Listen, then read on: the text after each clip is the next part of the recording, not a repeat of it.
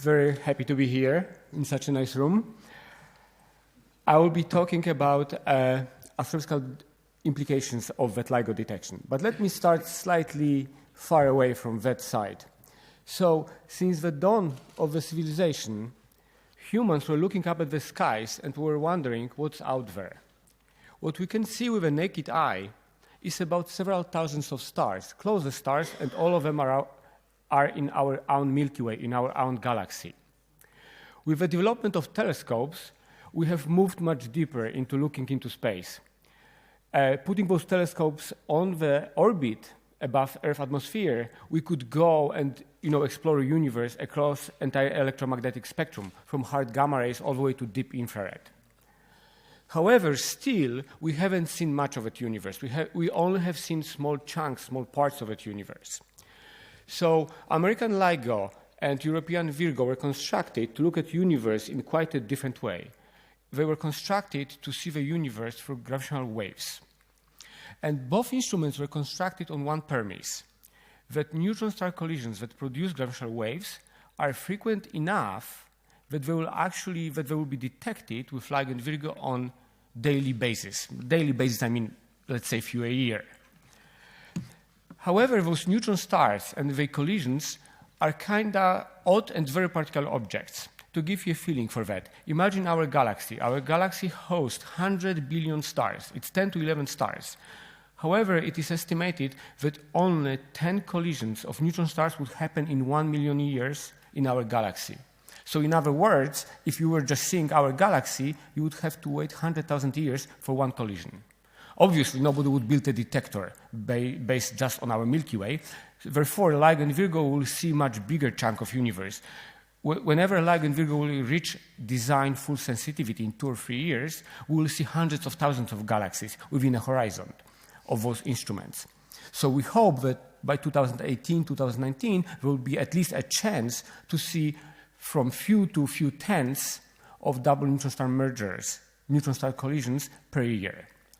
However, when LIGO and Virgo are being brought up to speed, are being brought up to a full sensitivity, something unexpected happened. And I use the word unexpected very specifically here, because the detection of two black holes, two very massive black holes, was rather unexpected.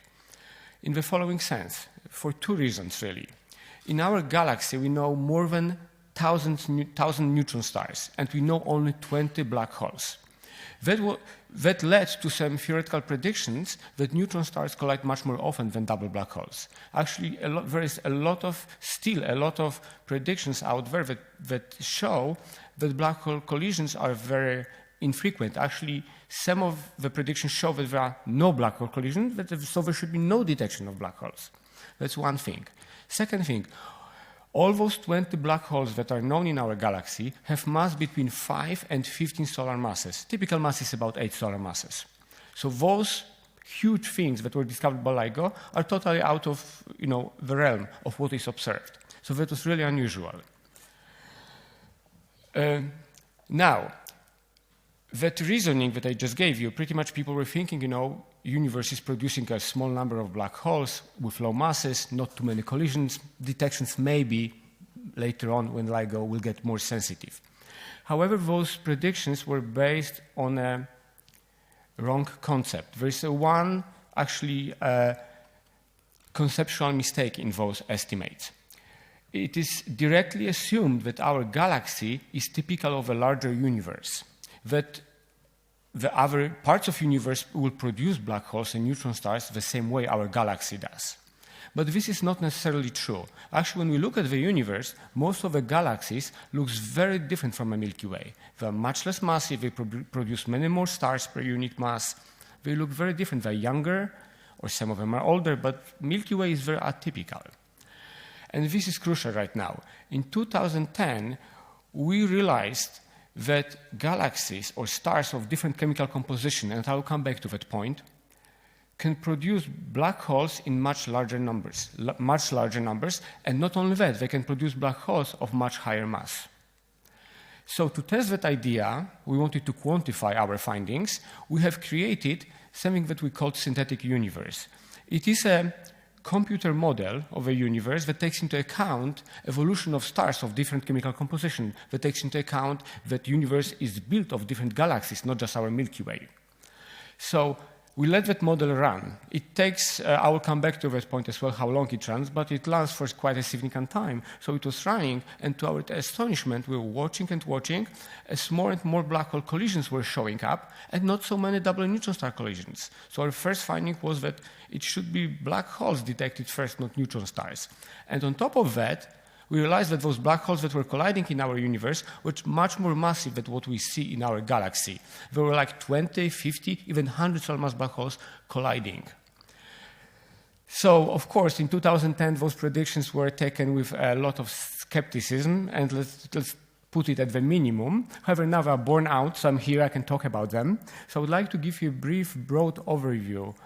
Brief and broad, I have a limit on time. I will give you a broad overview of the synthetic universe model, and I will tell you what implications for star formation, for stellar evolutions, we can get from that one LIGO detection that showed double black hole mergers. So, how do we actually go about building such a computer model of a universe? We need to use, it's pretty much a marriage of observations and theory. We need to use both observations and theory because we don't understand the entire universe. And even if we use all the observations that we have, we use all the theoretical developments, we're still left with a lot of gaps. And we patch those gaps with toy models or actually sometimes even guesses, logical, intuitional guesses. So we can create a model of universe and then test it against, let's say, existing or future observations.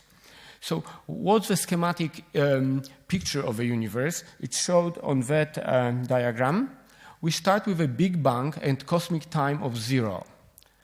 After Big Bang, there was really not much, well, there was a lot of things happening, but not in the stellar astrophysics. First stars showed up about 400 million years after the Big Bang. Then those stars were evolving, forming many galaxies. I'll come back to that evolution in a second. And right now, at the present time, the universe is 13.7 billion years old. What I would like to, bring up here is when you look at those different things here shown on these pictures, those are different galaxies. None of them, all of them are very different. It's not like it's only one Milky Way type galaxy in that universe. So we already know that. And what's happening?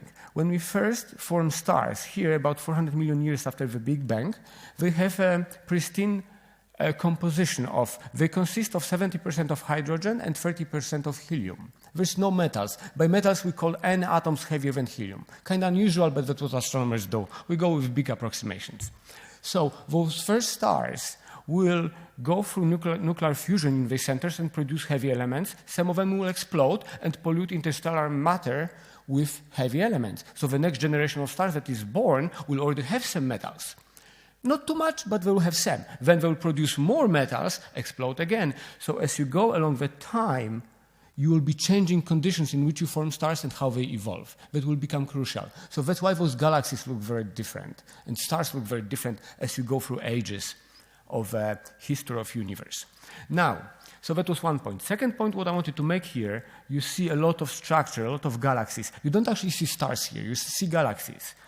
I told you, our Milky Way is a host to 10 to 11 stars, 100 billion stars.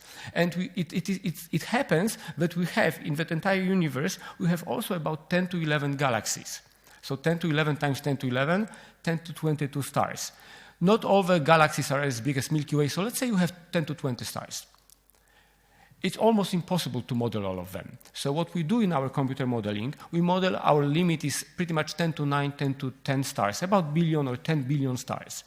If one star takes in our computer model to just 1 second to evolve, and sometimes it takes less, sometimes it takes more, but approximately 1 second, if I use that computer that I'm using to show you those diagrams, it would take me 30 years to compute one model. And I will be doing only one small part of that universe. However, what we do, of course, we have tricks. So what we do, we're gonna evolve small fraction of that universe, which are representative for a given time. And then we're gonna extrapolate so we can cover entire thing. So we can have a model of entire universe, okay? Of course, we still are facing about 30 years of simulation on one computer. So the obvious solution, I already told you all of this. The obvious solution is to go and use supercomputers, of course. I can reduce those 30 years down to about a week if I use a supercomputer. The problem is, such a supercomputer costs about 100 to 100 million euros. And a small research group like mine, I have about 10 people, we don't get that money. We may get maybe €1 million if I'm lucky, and get ERC, but not 100 million. I can buy time on that supercomputer, but of course, my grant agencies doesn't want to give me money for time. They want me to kind of come up with some different solutions. Just actually, that's probably will be a curiosity. Cooling of a supercomputer cost €1 million a year. Just maintenance, just water for cooling, €1 million. So we had to find a cheaper way to do it. Otherwise, we would have to wait for 10 years to get one model done. So there is actually an alternative. We have used something which is referred to as citizen science. We pretty much have corrected our code in such a way that we can send a code to any one of you or any volunteer, actually not non-scientist, and that volunteer can use his computer or a smartphone when he's not using or she's not using it to calculate a small chunk of universe for us, and that we provide a special software that once the calculation is done, the results are sent back to us and we combine them, we collect them. And it happens that within 1 year we got about 10,000 users, each of them has one computer and one smartphone, that's about 20,000 computers in total. And we got a quite actually amazing power. We got a 0.1 petaflops. Petaflop is a unit used to measure the speed of a computer. 1 petaflop is pretty much a measure how many floating calculations a computer can make. And 1 petaflop means that computer can make 10 to 15 calculations per second. Okay? But okay, we get 0.1 petaflop. To compare that with supercomputer, those really powerful supercomputers that cost $100 to $100 million, they go up to 10 petaflops. So we're at about 1%. That's a huge computing power. The big advantage is those supercomputers are 100 to 100 million euros. We spent 25,000 euros to build up that program. And well, it costed also a couple of PhDs. But those people will be using that program. So we have that machinery that we can calculate one model within a few weeks. So that said, let's go to the results, what we get. Let's go back to 2010 and let me tell you what we have realized. So until 2010, pretty much people thought that maximum black hole mass, like measured in our galaxy, is about 10, 15 solar masses. But that was done, like I told you, I haven't mentioned that, our galaxy is actually full of metals. Like our sun has 2% of metals. This is about the maximum we observe right now in the current universe. That's a lot of metals. However, there is a lot of low metallicity galaxies that have low metal content. And we have tried to study what would be the dependence of black hole mass on metallicity. So this diagram shows you the initial mass of a star from about 20 solar masses to 150. Those are about the massive stars we observe in the local universe. And this is a black hole mass that a given star will form. Those two low lines, blue and black, show, stars and galaxies like our Milky Way with about, solar metallicity, a lot of metals. Those black holes reach mass about 10, 20 solar masses, like it's observed, not more. However, when you go from solar metallicity to 10% solar metallicity, so 10% what is in our galaxy, you will see the maximum black hole mass for those massive stars, 100, 150 solar mass stars, will produce black holes with about 40 solar masses, exactly like the one that was observed by LIGO. If you even reduce further down metallicity to about 1%, 0.5% of solar, you go almost all the way to 100 solar masses. Okay? Two things, why this is happening and why this is important. So, I'm sorry I'm not facing everyone because I kind of use my hands to explain some things, but let me try to put it that way. What is the major factor shaping, actually deciding how massive is a black hole? So imagine you start with a star. You have a 100 solar mass star, okay? If that star does nothing, you have a potential at the end of evolution to collapse all those 100 solar masses to make a black hole. You, of course, lose something in neutrinos, but those are details. You can about 100 solar masses. However, stars like our sun are known to blow winds. The wind is mass. The mass is escaping. Sun, very small, tiny wind, doesn't matter. But for those massive stars that produce black holes, 100, 150 solar masses, they blow enormous amount of mass away. that mass is blown away by radiation. Those massive stars are very bright. They produce a lot of energy. So photons go out and they push out atmosphere. Now, if you have a lot of metals, those are big atoms, big cross-section. Okay? So those photons hit those metals and they blow atmosphere away at a high rate. So for solar metallicity, like in our galaxy, you start with a 100 solar mass star. By the end of evolution, you're left with 10, 15 solar masses at maximum. That's why black holes at our galaxy are 10, 15 solar masses, not more. However, if you go to 10% solar metallicity or 1% solar metallicity, you start with 100 and you only blow away 20. You're left with 80. So you collapse all of it to black hole. Okay? That's why this is happening. Why this is important? Detection, if the detection of those collisions of neutron stars or black holes depend highly, sensitively on the mass of those colliding objects. The more massive are the objects that are hitting each other, you can see them from farther out. So you can see a bigger chunk of universe. Okay? So let's say you have two 10 solar mass black holes, like in our galaxy. And if they collide, let's say you can see them to a given distance. However, if you have 100 solar mass black holes colliding, they are 10 times more massive, you can see them from about 10 times farther. Okay, so you see much bigger chunk of universe. You see 10 times farther, but of course you see entire volume. So volume is 10, is a distance cubed, so 10 cubed, it's 1,000. So you will see if 10 solar mass black holes were formed with the same frequency of 100 solar mass black holes, with the same instrument you will see 1,000 times more those 100 solar mass black holes than 10 solar mass black holes. So this is important. Those heavy black holes will dominate the signal. And I will show you that on one of the following plots. Check the time. Okay. Now, I have a cartoon. I'm not going to follow you all of that cartoon. It's too small on this plot, but I want to make here a point. This cartoon pretty much, just one point. This cartoon shows a typical evolution that may lead to the formation of a merger like the LIGO detected, two 30 solar mass black holes. So just few words how those two stars can evolve. We already know that they have to start at a low metallicity. So as metallicity was increasing with time, we can already guess, we can put numbers on that, and I will, but we can already guess that that system must have formed way, way in the past, at the beginning of universe, because the metallicity was low back then. So we start with two low metallicity stars. There must be massive stars to make those massive black holes. So one star, the blue one here, it's about 100 solar masses, and its companion is about 60, 50 solar masses. That 100 solar mass star, which is called primary, it's a more massive star, evolves faster. At the end of evolution, it expands.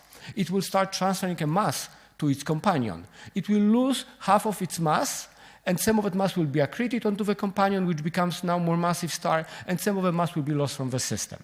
Okay? What will be left out of that star, that massive star, will be its core, very hot helium core. That core will live very short in a universe time. It will live about 100, 200,000 years, and it will collapse to a black hole. Since we lost it was a 100 solar mass star, about 60 solar masses was lost in a mass transfer, some mass was lost in stellar winds, some mass was lost during a collapse to a black hole in neutrinos. We form about 35 solar mass black hole out of that star. Okay? Now, the second star, which is now about 80 solar masses, will start its evolution as well, and when it goes through nuclear fusion, when it gets to heavier element, it will start expanding as well. And it will do the same. It will try to transfer a mass to a black hole. However, a black hole is so small, it will not be able to accept all the mass. So the mass that is being transferred from that star to a black hole will keep piling up on the black hole. And pretty much that mass, that entire envelope of that star will engulf the system. We call that phase a common envelope phase. And this is important. I wanted to get to that point. So let me spend a minute here. So in that envelope, we'll have a black hole that will keep accreting from the gas, and we'll have a helium core, compact core of that secondary star.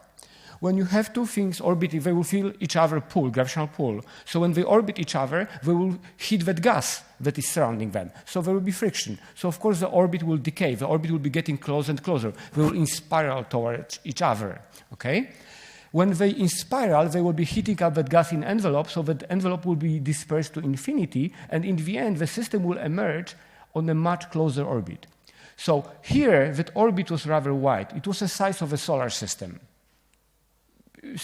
it was about a few thousands of a solar radii. However, after that common envelope, that system is smaller than the orbit of a Mercury, about half the size of the orbit of Mercury, about a 40, 50 solar radii.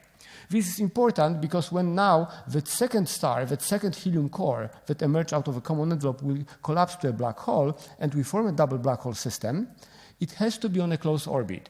If that system is on an orbit wider than 50 solar radii, wider than half of a Mercury orbit, those black holes will go around each other for longer than a universe time, for longer than what we call a Hubble time. They will never hit each other. They will hit each other in a distant future, but not now. You need to be close on so they can collide within Hubble time. Okay? So this is important, and this is pretty much the only process that can reduce such a huge orbit down to the small size of those black holes could collide within an age of universe, and we could actually detect them with our detectors here on Earth. Okay?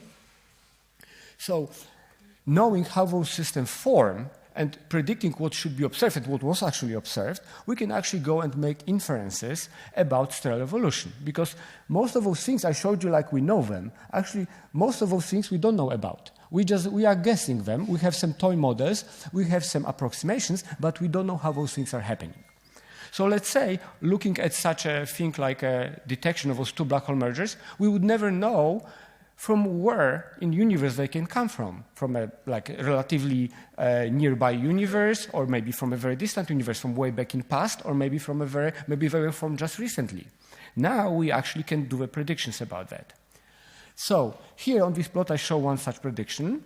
It's a cosmic time here from a Big Bang at time 0, and we're here at present, 13.7 billion years. And this is the red line shows a distribution of birth times of black hole progenitors, like the one that was detected. The distribution is bimodal. So, however, you see that first peak is dominant peak. Most of those progenitors, of those double black holes that LIGO detected, are predicted to form about 2 billion years after the Big Bang. So way, way back, like 10, 11, 12 billion years ago. Okay? So those black holes have formed way back in the young universe, and they were orbiting each other until they collided closer to a present time, and we got to detect them right now. Okay? So we can make inferences where those systems come from. Now, this is my money plot before I go to conclusions. Okay, I see I have still some time.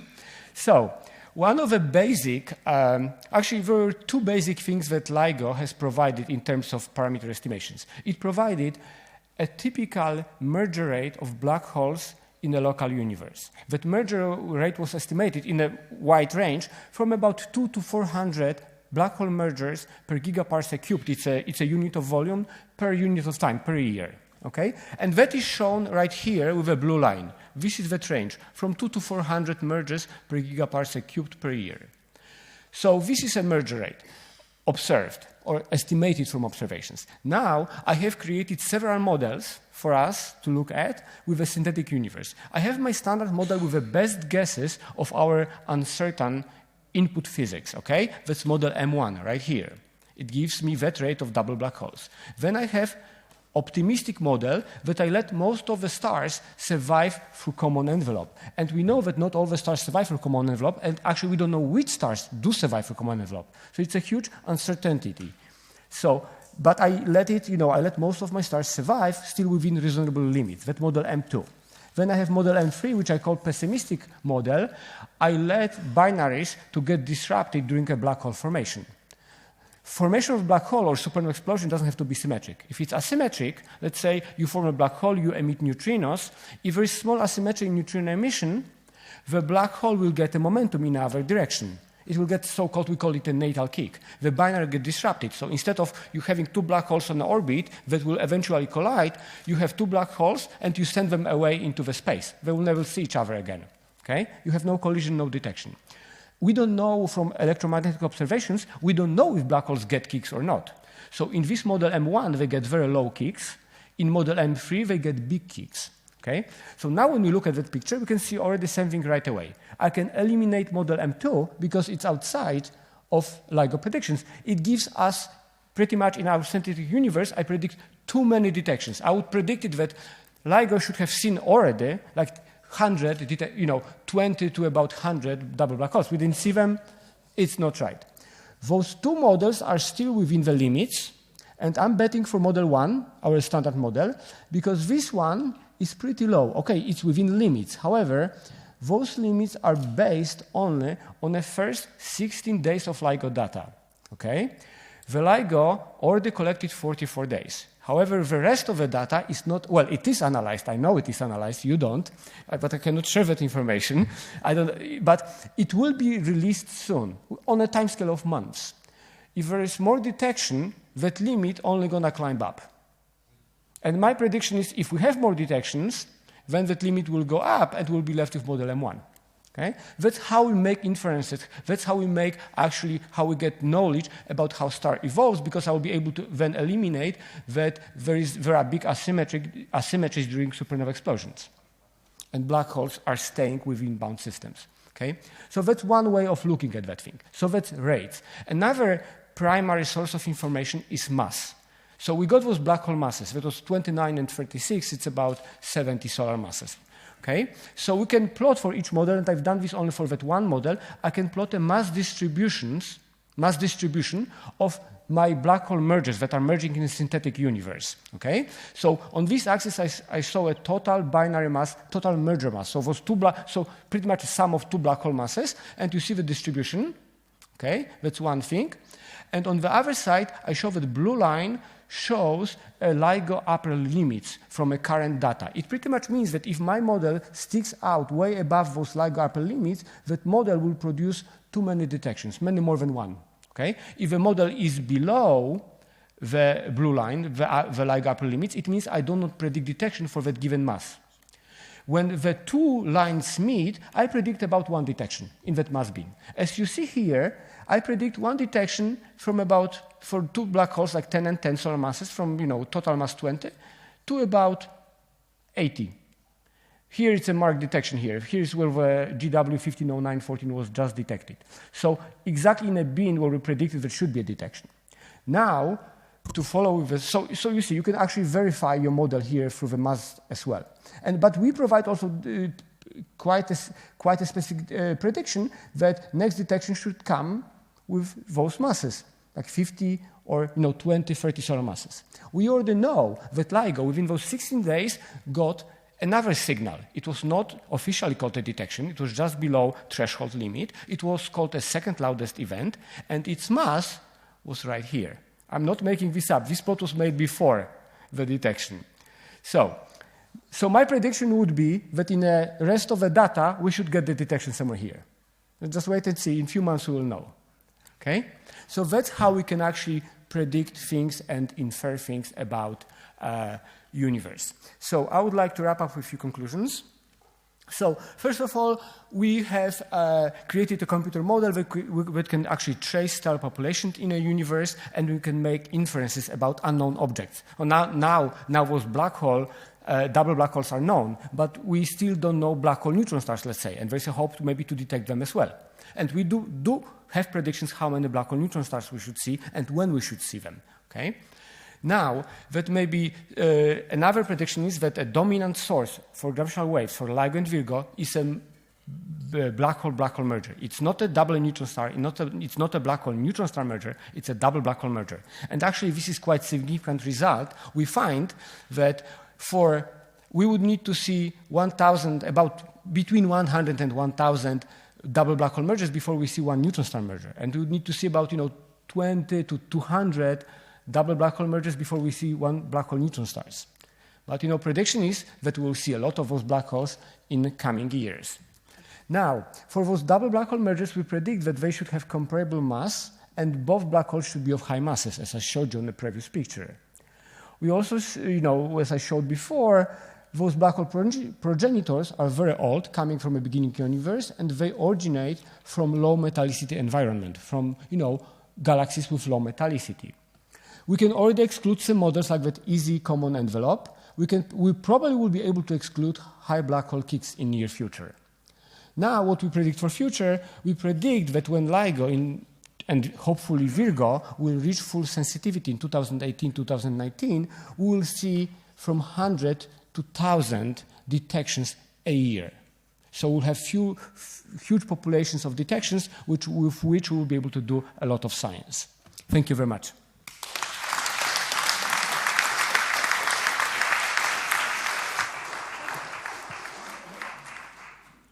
Question?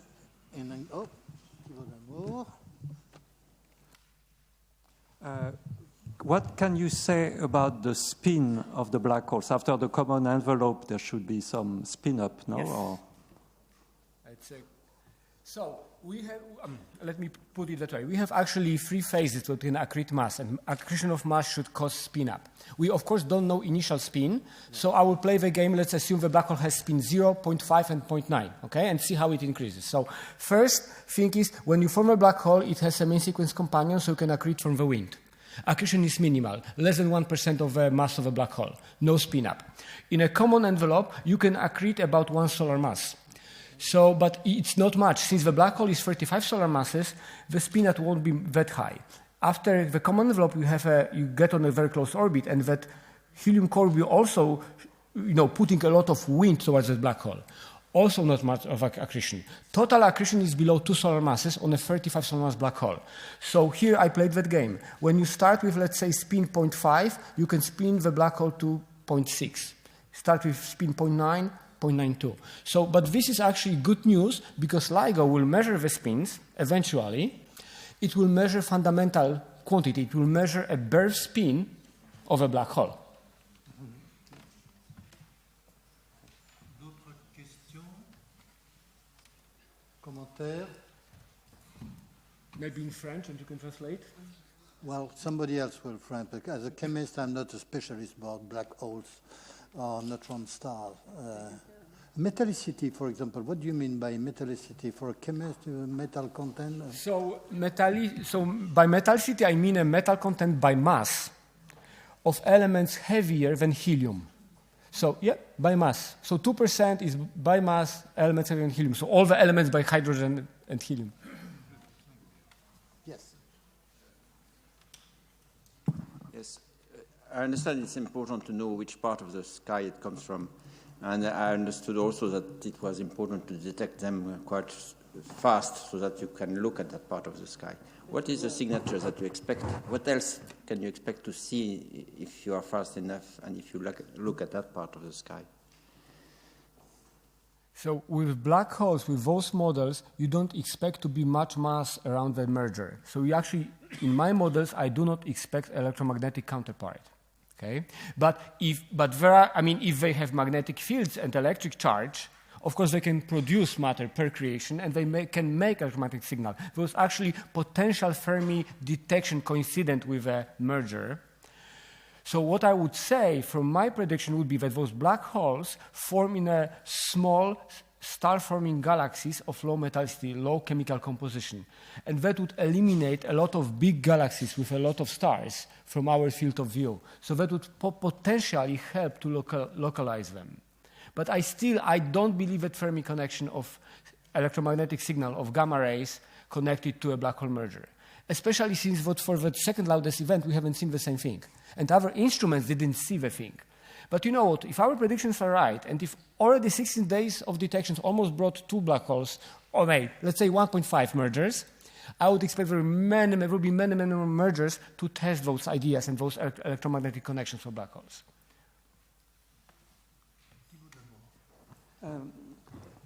So I would expect when after this evolution of the binary system, that the binary black hole has cleaned up completely all the matter around.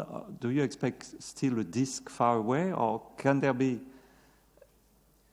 What is your opinion? Or your models? in my opinion, there is of course right now a lot of models showing that black holes like those can have some leftover mass. I think those are far-fetched and fully fueled by that potential Fermi connection. We'll really test that soon. What I would think, that particular merger that I showed on that cartoon took only 5 million years to produce those two black holes, okay?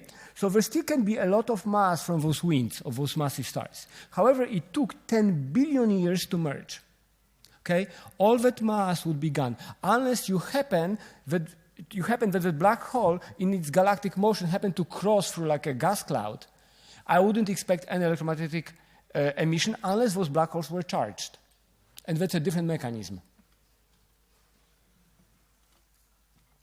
Oh, Edouard Brezin. Separate question. Using Bekenstein-Hawking entropy, can you get a bound on how much gravitational wave is emitted? That's not really my field of expertise. I think I would pass that question to one of my colleagues. Yeah, the answer is actually Stephen gave the number, which was like square root of 2 minus 1 or whatever. But this is much larger than the actual number. Yeah. He lost a bottle of wine with that.